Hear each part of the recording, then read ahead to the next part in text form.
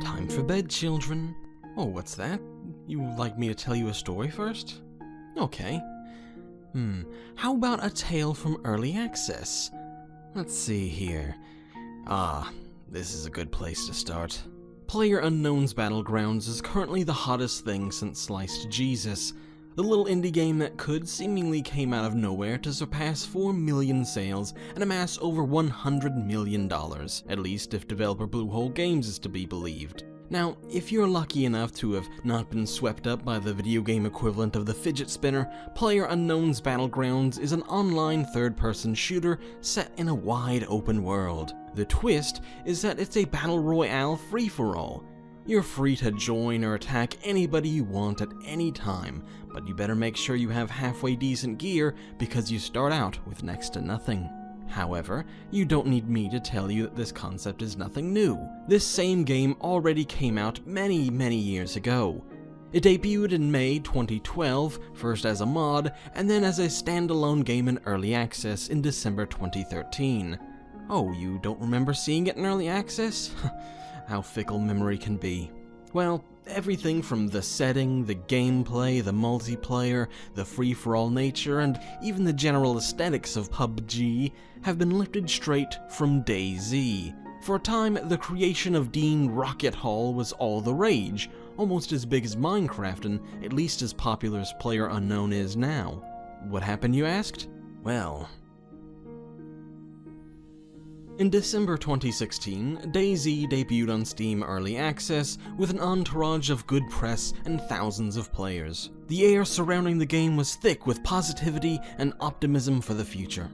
No longer would this beloved game be shoehorned in with Arma 2, an ultra-realistic military shooter with its own fair share of limitations. Instead, this game would have room to grow on its own 2 feet and correct many of the issues that were simply hard-coded into the original. That was the hope anyway. In truth, the first alpha release of the game was admittedly very bare bones, according to creator Rocket Hall, and looked identical to its modded father. That's because Hall was working with Bohemian Interactive, the developers of Arma, on the game using the same engine that produced Arma 2. This first release was just setting the foundation. Subsequent updates added new features, but they were slow in the making and didn't add much additional content at any one time.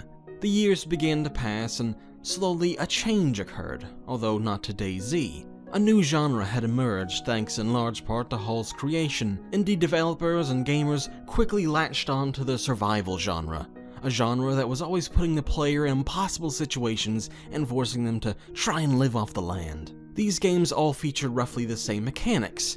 Meters for your character's thirst, hunger, and stamina that all needed to be maintained, a lack of supplies to start with, and the need to craft more of your own equipment and supplies yourself. Apart from the environment, players had to contend with other enemies as well.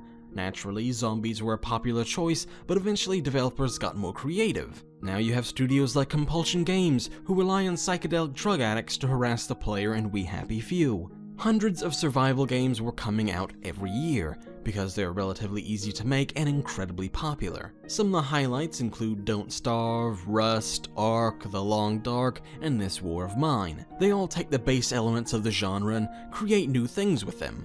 All of this happened while DayZ was gestating in its alpha state. For years, the hardcore Australian zombie survival game sat in early access in its alpha state, costing $35, a high price for a game that early in development. While the genre grew and evolved, DayZ was the same as it ever was, its minimal updates doing little to entice new players or keep old ones hanging around. The air of optimism and excitement surrounding the game had evaporated slowly over those years. Websites wrote about it less and less. Gamers spoke of its various social media sites very little.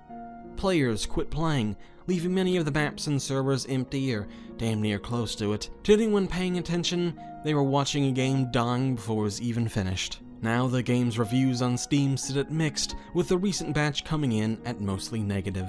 Players that stuck around are clearly frustrated at the lack of progress with the game. It was only in May of this year that the game finally broke free of its alpha status and made it to beta. It's been 3.5 years, and the end of development of this once beloved game is nowhere in sight, and not many people seem to care about that anymore.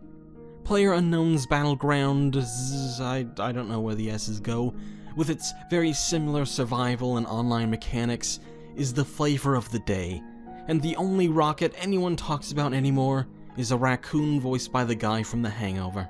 And so, the tale of DayZ doesn't yet come to an end, nor does it grind to a dramatic halt. Instead, it slows at a comfortable rate, drawing little interest or attention. Perhaps one day, Rocket will live up to his furry counterpart and excite everyone once again by adding a dramatic new gameplay feature. Or, more likely, the game will continue to decline in interest, and maybe never even see a final release at all. In a way, early access is a sort of purgatory, trapping developers and forcing them to solicit feedback and responding to it with gameplay tweaks forever, with no promise of an end in sight. It's a sad, sad tale, and one that we'll see repeated many, many times, children. If you enjoyed this dramatic reading, why not subscribe to our channel if you haven't already for more videos like this, and some that are very different indeed. You can even check out clickus.com, where you'll find the latest indie updates and opinion stuff or whatever, as well as compelling interviews, reviews, and opinions and all things indie gaming. And we're always happy for donations via Patreon, by the way. Sleep well, children. Sleep well.